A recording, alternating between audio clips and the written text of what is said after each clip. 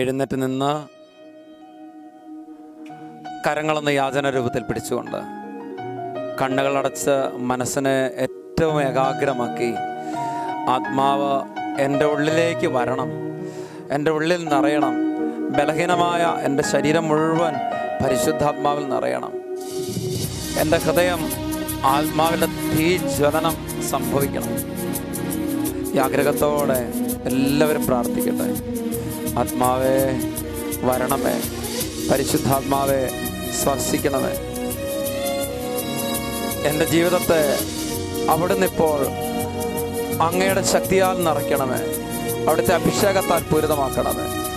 എല്ലാവരും ഹൃദയത്തിൽ ആഗ്രഹിച്ച് പ്രാർത്ഥിക്കുന്നു. ആത്മാവാം ദൈവമേ വരണേ, സ്പർശിക്കണമേ. എൻ്റെ ഉള്ളിൽ വസിക്കാൻ വരണേ. ആത്മാവെ നിറയണമേ. ആത്മാവാം ദൈവമേ വരണേ, ഓരോ മനസ്സുകളെ സ്പർശിക്കട്ടെ. എൻ്റെ ഉള്ളിൽ വസിക്കാൻ വരണേ. ആത്മാവ് നിറയ്ക്കട്ടെ. ദാഹിച്ചു നിന്നെ ഞാൻ തേടുന്നു, ഓ പരിശുദ്ധാത്മാവേ സ്വർഗം തുറന്നിറങ്ങി നീ വരണേ. ഓ ഉന്നത ശക്തിയെ, ദാഹിച്ചു നിന്നെ ഞാൻ തേടുന്നു, എന്നിൽ ആവസിക്കുക. സ്വർഗം തുറന്നിറങ്ങി നീ വരണേ. കരങ്ങൾ ഹൃദയത്തോട് ചേർത്ത് വെച്ച് ദൈവമേ വരണേ. മനസ്സിനെ ഏകാഗ്രമാക്കി പ്രാർത്ഥിച്ച് എല്ലാ മനസ്സുകളിലേക്കും ഏകാഗ്രത വരട്ടെ. എല്ലാ മനസ്സുകളിലും ദൈവസാന്നിധ്യ സ്മരണം നിറയട്ടെ. ഓരോ ജീവിതങ്ങളും ആത്മാവിൽ സ്പർശിക്കപ്പെടട്ടെ.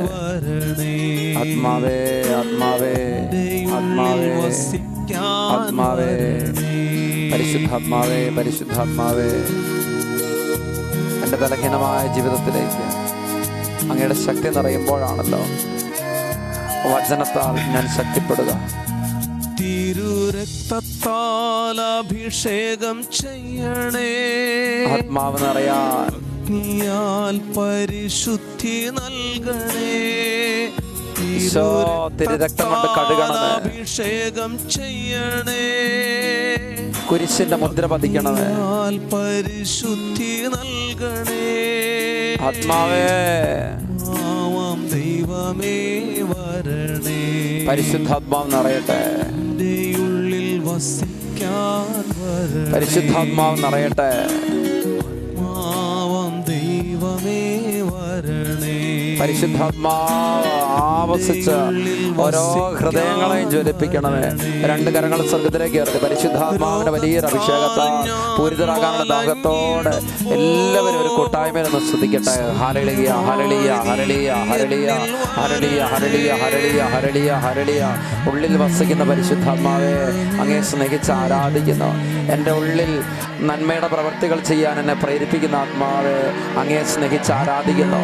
Hallelujah hallelujah hallelujah hallelujah. പരിശുദ്ധാത്മാവെ അവിടുത്തെ പ്രേരണകൾക്ക് തക്കവിധം എൻ്റെ ജീവിതത്തെ ക്രമീകരിക്കുവാൻ എന്നിലേക്ക് ഒരു പുതു ചൈതന്യമായി നിറയണമേ. പുത്തൻ പ്രകാശമായി നിറയണമേ. പുതിയ ഉൾക്കാഴ്ചകളിലേക്ക് എൻ്റെ ജീവിതത്തെ നയിക്കണമേ. എൻ്റെ ഉള്ളിലെ എല്ലാ അന്ധകാരവും നീങ്ങട്ടെ. എൻ്റെ ഉള്ളിലെ എല്ലാ അശുദ്ധിയും ദുഷ്ടതയും നീങ്ങട്ടെ. ദൈവിക പ്രകാശമായി ആത്മാവ് ഇപ്പോൾ ആവസിക്കട്ടെ. Hallelujah hallelujah hallelujah hallelujah hallelujah hallelujah hallelujah hallelujah hallelujah.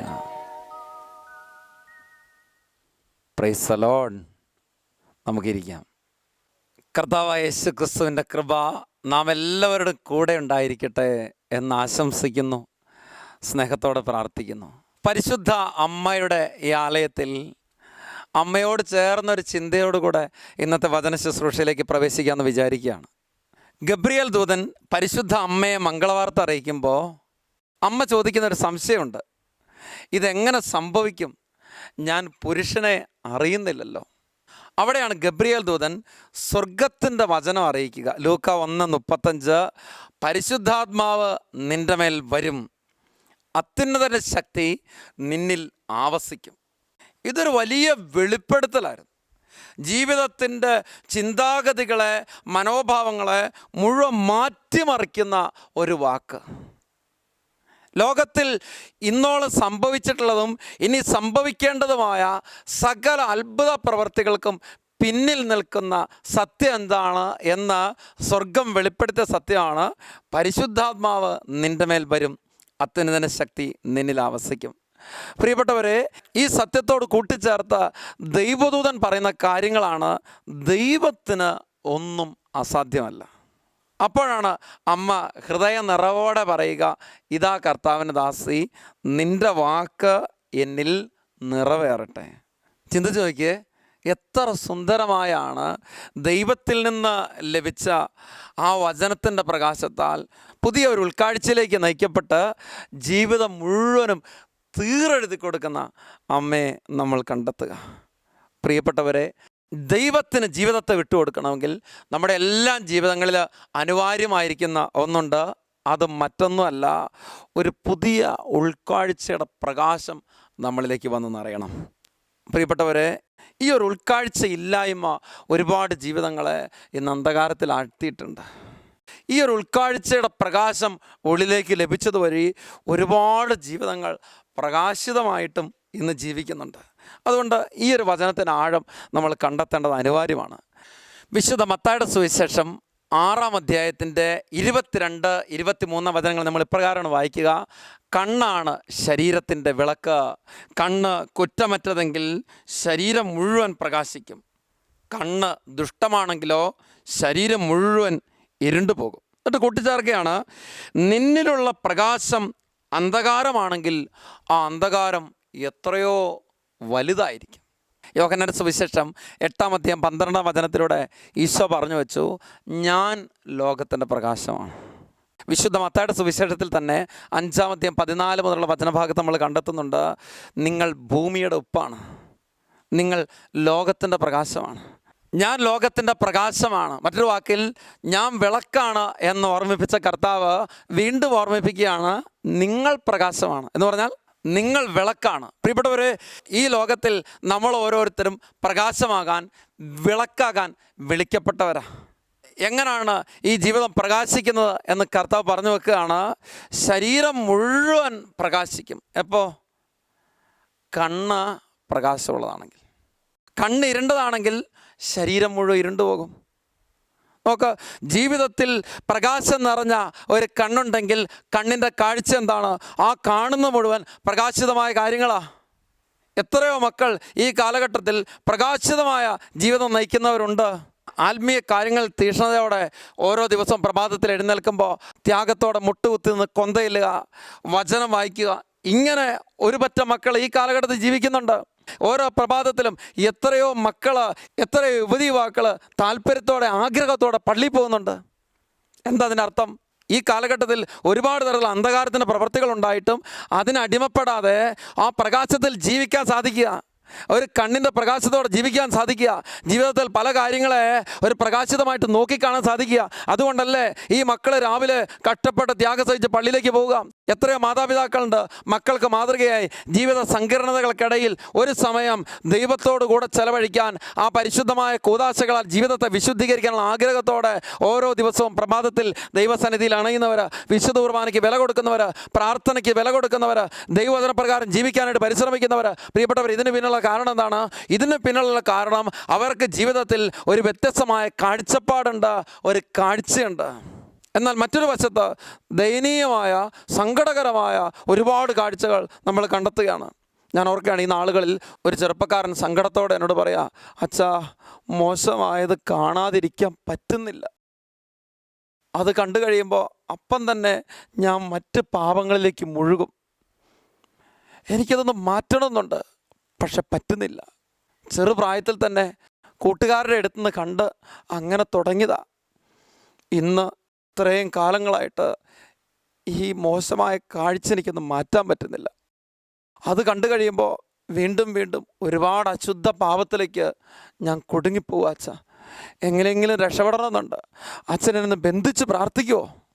നോക്കിയേ, ആ മകൻ്റെ ഉള്ളിൽ അതിയായ ആഗ്രഹമുണ്ട്, പക്ഷേ അതിനാണ് രക്ഷപ്പെടാൻ പറ്റുന്നില്ല. ഒരു മകൾക്ക് അവളുടെ കസിൻ കാണിച്ചു കൊടുത്തതാണ് മോശമായ ഒരു വീഡിയോ ക്ലിപ്സ്. അത് കണ്ടു കഴിഞ്ഞപ്പോൾ മുതൽ അവൾക്ക് വീണ്ടും വീണ്ടും വേറെ പലതും കാണാനുള്ള പ്രേരണയുണ്ടായി. ഇന്ന് ഈ പെൺകുട്ടിയും ഈ ഒരു തിന്മയ്ക്ക് അടിപ്പെട്ട് കിടക്കുക. കണ്ണിൻ്റെ ദുരാശയ്ക്ക് അടിമപ്പെട്ടു പോയ സങ്കടത്തോടെ കണ്ണീരൊഴുക്കുന്ന മക്കളുണ്ട്.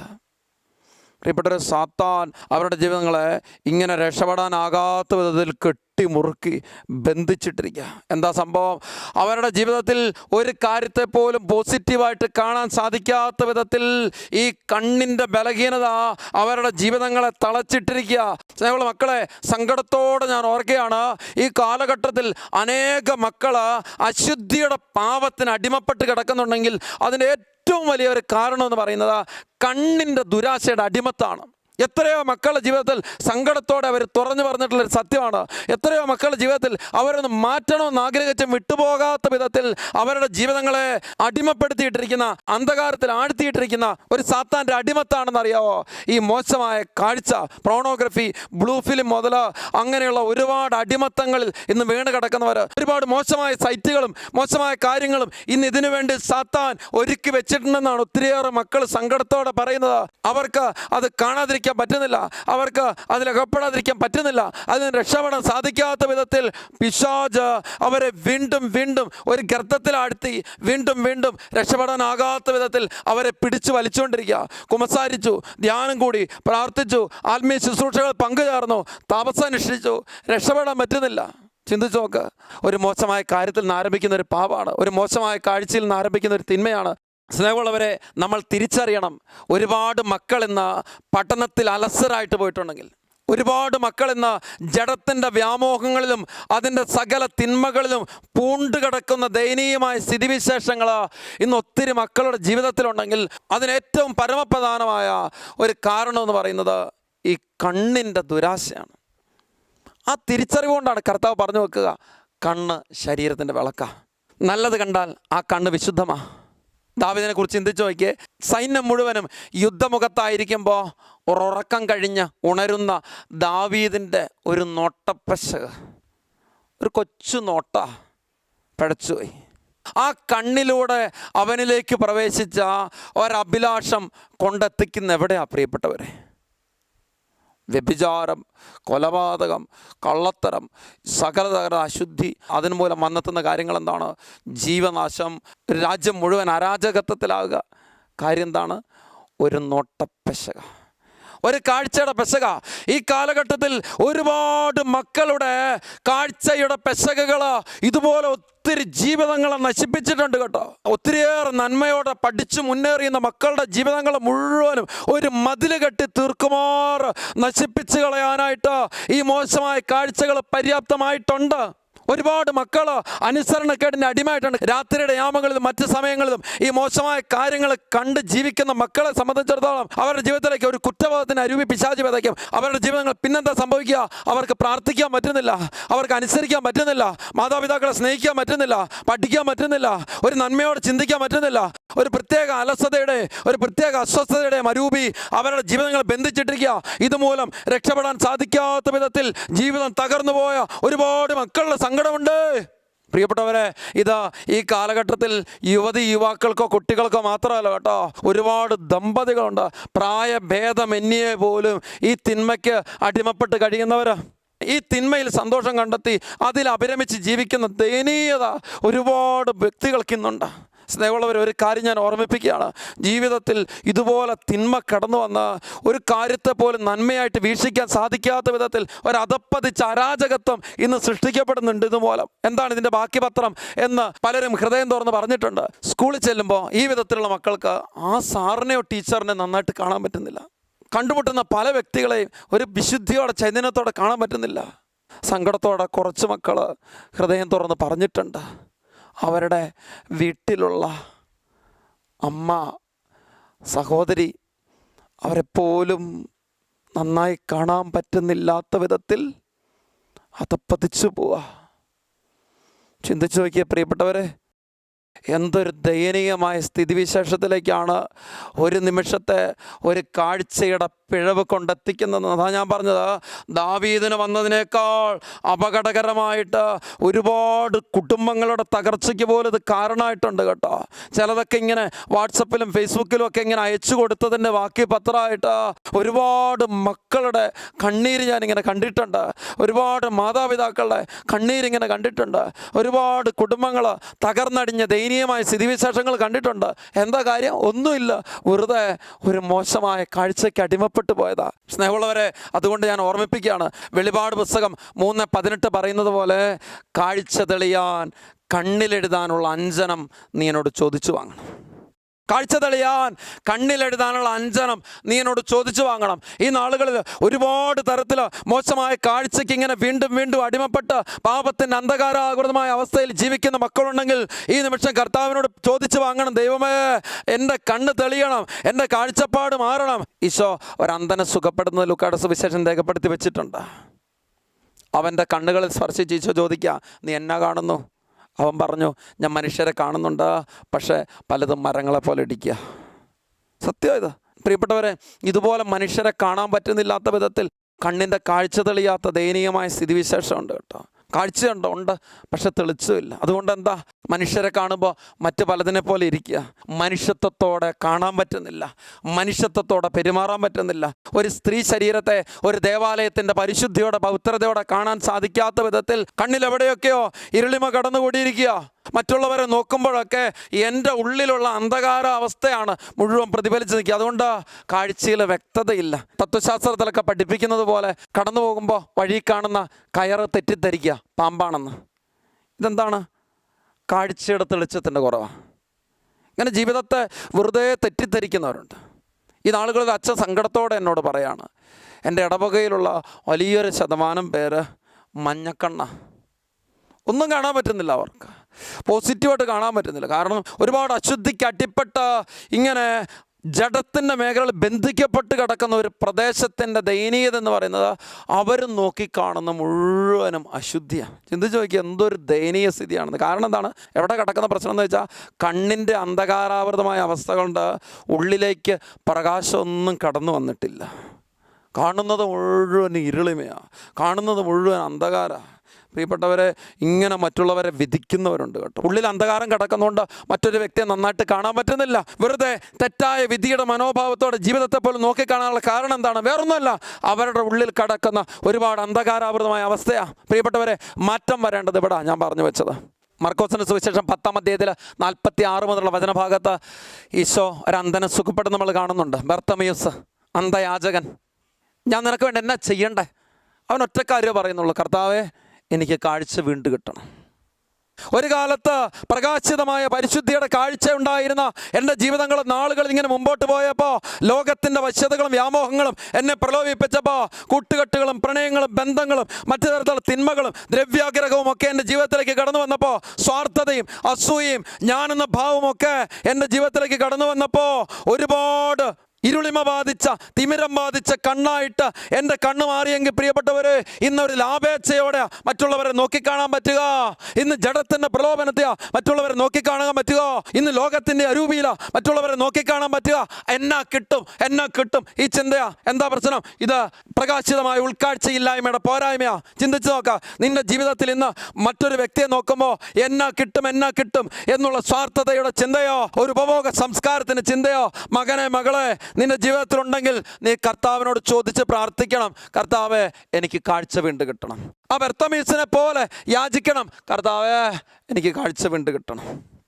സ്നേഹമുള്ളവരെ, ജീവിതത്തിൻ്റെ ഒരുപാട് തലങ്ങളിൽ കാഴ്ച നഷ്ടപ്പെട്ട ഒരു ജീവിതമായിട്ട് നമ്മുടേത് മാറിയിട്ടുണ്ടെങ്കിൽ തിരിച്ചറിഞ്ഞ് പ്രാർത്ഥിക്കേണ്ടതുണ്ട് കേട്ടോ. കർത്താവേ എൻ്റെ കാഴ്ച ഒരുപാട് തെളിയപ്പെടേണ്ടതുണ്ട്. കർത്താവിനോട് പ്രാർത്ഥിക്കണം, കർത്താവേ ഒരിക്കൽ കൂടെ എൻ്റെ കണ്ണുകളിൽ അവിടുന്ന് സ്പർശിക്കണം. ആ അന്ധൻ്റെ കണ്ണുകളിൽ വീണ്ടും അവിടുന്ന് സ്പർശിച്ചതുപോലെ തന്നെ എൻ്റെ കണ്ണുകളെ അവിടുന്ന് സ്പർശിക്കണം. ആത്മാവിൻ്റെ അഗ്നിയാൽ എൻ്റെ അന്ധകാരാവൃതമായ കണ്ണുകൾ, അതുവഴി അന്ധകാരാവൃതമായ എൻ്റെ ശരീരം ആത്മാവിൻ്റെ അഗ്നിയാൽ പ്രകാശിതമാകണം. ആത്മാവിൻ്റെ അഗ്നിയാൽ വിശുദ്ധീകരിക്കപ്പെടണം.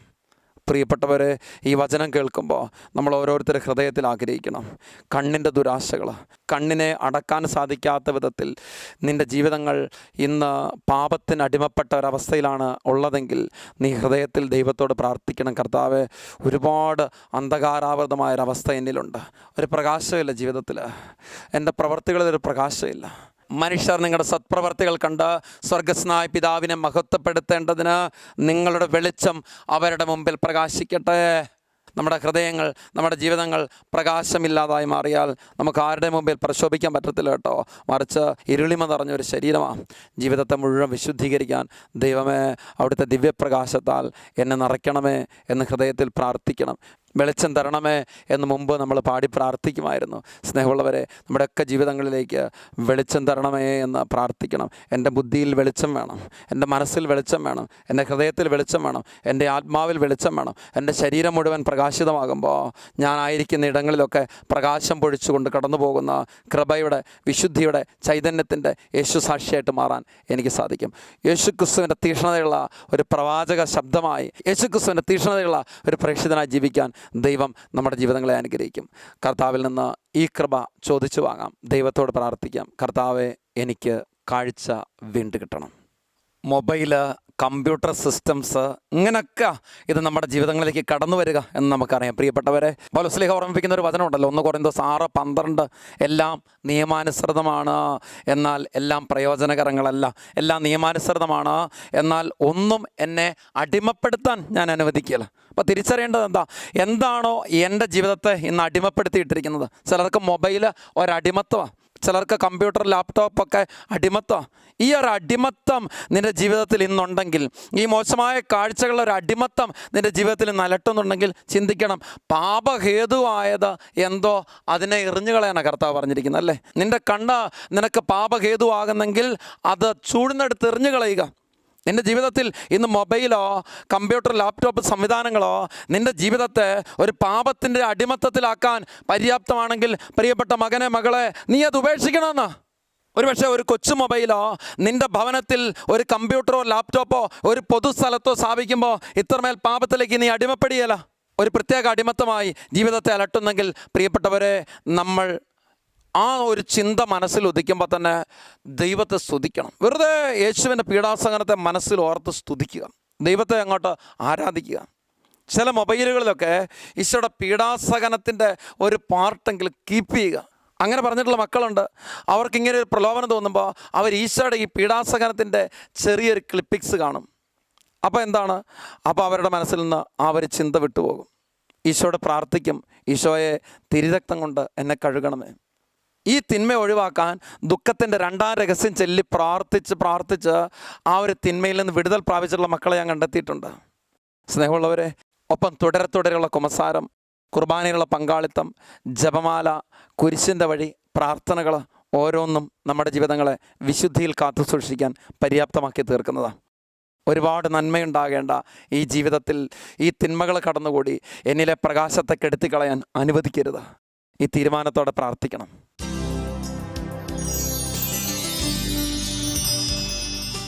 പാപത്തിൻ്റെ അടിമത്തത്തിൽ കിടക്കുന്ന മനുഷ്യ ജീവിതങ്ങളെ കൃപയിൽ ഉയർത്താൻ, അവരുടെ ജീവിതങ്ങളെ വിശുദ്ധീകരിക്കാൻ ഇതാ ജീവിക്കുന്ന ദൈവം നമ്മുടെ ഇടയിലേക്ക് കടന്നു വന്നിരിക്കുന്ന സമയമാണ്. ഇരു കരങ്ങൾ ശക്തിയോടെ ദൈവസന്നിധിയിൽ ഉയർത്തിക്കൊണ്ട് തീക്ഷ്ണതയോടെ എല്ലാ മക്കളും ആ ദൈവ ചൈതന്യത്തെ വിളിച്ച് പ്രാർത്ഥിക്കട്ടെ. യേശുവിൻ്റെ നാമത്തെ വിളിച്ച് ആരൊക്കെ ജീവിതത്തിൻ്റെ പാപമേഖലകളിൽ നിന്ന് വിടുതൽ പ്രാപിക്കണം, ആരുടെയൊക്കെ ജീവിതങ്ങളിലേക്ക് രക്ഷ വേണമെന്ന് ആഗ്രഹിക്കുന്നുണ്ടോ അവരൊക്കെ അതരം തുറന്ന് ഹൃദയം തുറന്ന് യേശുവിനെ നോക്കി വിളിക്കട്ടെ. Isho hallelujah, hallelujah, hallelujah, hallelujah. ആരാധിക്കുന്നു. എനിക്ക് കാഴ്ച വീണ്ടും കിട്ടണമെന്ന് ആഗ്രഹിച്ച അന്ധൻ നിലവിളിച്ചതുപോലെ ദാവീദിന്റെ പുത്ര യേശുവേ എന്ന് വിളിച്ച് കരഞ്ഞ പോലെ ഓരോ മനുഷ്യനും ഓരോ മനസ്സുകളും കർത്താവിന്റെ നാമത്തെ വിളിച്ച് കരയട്ടെ. യേശുവേ, യേശുവേ, രക്ഷ പകരണമേ, ശക്തി പകരണമേ, ജീവിത കൃപ പകരണമേ, ആത്മാവിന്റെ അഭിഷേകത്താൽ എന്റെ ജീവിതങ്ങളെ നിറയ്ക്കണമേ. ഓ ദൈവമേ, കഴിഞ്ഞ നാളുകളിൽ എൻ്റെ കണ്ണുകളെ, എൻ്റെ പഞ്ചേന്ദ്രിയങ്ങളെ പലതരത്തിലുള്ള തിന്മയ്ക്ക് വിട്ടുകൊടുത്ത അശുദ്ധമായി എൻ്റെ ശരീരം, അശുദ്ധമായി എൻ്റെ മനസ്സ്, അശുദ്ധമായി എൻ്റെ ആത്മാവ്. ഓ ദൈവമേ, എന്നെ വിശുദ്ധീകരിക്കണമേ. പൂർണ്ണമായി എൻ്റെ ജീവിതത്തെ വിശുദ്ധീകരിക്കാൻ എൻ്റെ ഉള്ളിലേക്ക് കടന്നു വരണമേ. Hallelujah, hallelujah, hallelujah, hallelujah, hallelujah, hallelujah, hallelujah, hallelujah. കരങ്ങളെ ഹൃദയത്തോട് ചേർത്ത് വെച്ച് എല്ലാവരും ഹൃദയത്തിൽ ദാഹിച്ച് പ്രാർത്ഥിക്കട്ടെ. വിശുദ്ധീകരിക്കണമേ കർത്താവേ. ദേഹവും ആത്മാവും മാനസവും ഈശോ തിരുരക്തം കൊണ്ട് കഴുകി വിശുദ്ധീകരിക്കണമേ. അവിടുത്തെ ദിവ്യ സ്നേഹം കൊണ്ട് നിറച്ച് വിശുദ്ധീകരിക്കണമേ.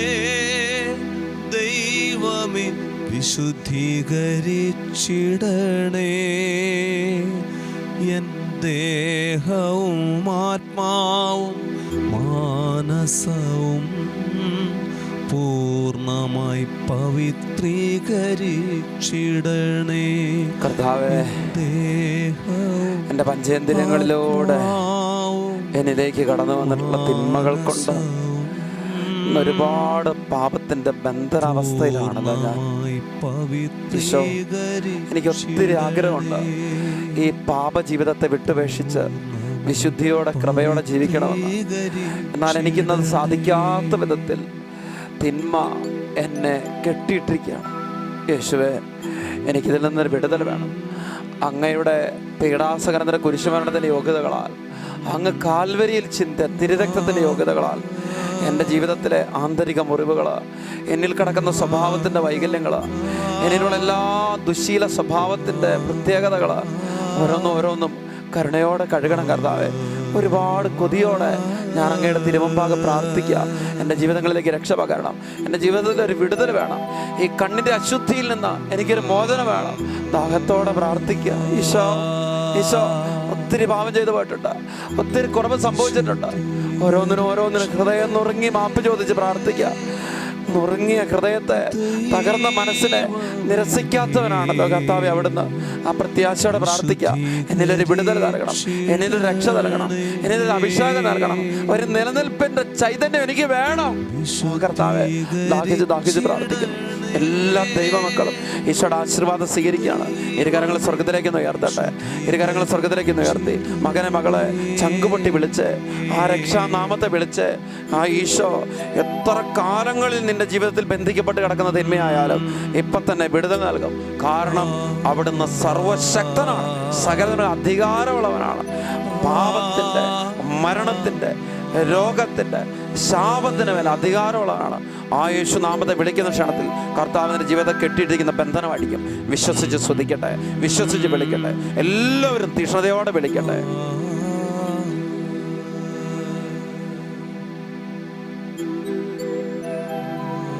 ഈശോയുടെ നേരെ കരങ്ങൾ നീട്ടി ശക്തിയോടെ രക്ഷാനാമത്തെ വിളിച്ച് പ്രാർത്ഥിക്കുന്ന നിമിഷങ്ങളിൽ സകല കെട്ടുകളും ബന്ധനങ്ങളും അടിക്കുന്ന സമയമാണ്.